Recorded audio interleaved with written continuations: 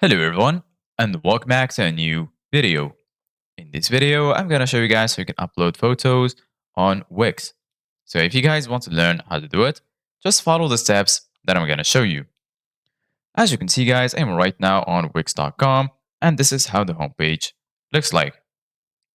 So right here in the top, as you can see guys, you're going to find the option to create a new folder, and right next to it, you're going to find the option to create a new site.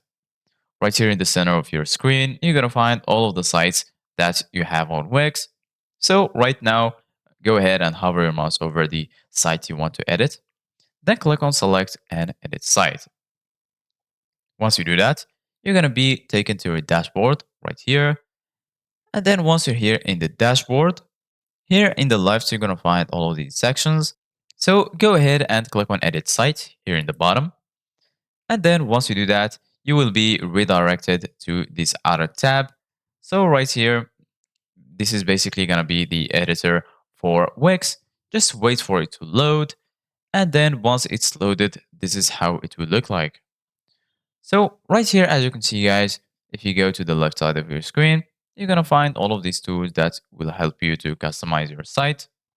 So right now, in order to upload an image, it's pretty simple. Just go here to this plus icon. Click on add element, and then here you're going to find the option to add a text, image, button, strip, and so on. Go ahead and click on image, and then here you're going to find upload and import. And right here, as you can see guys, you're going to find import images. So from here, you can add photos from your computer.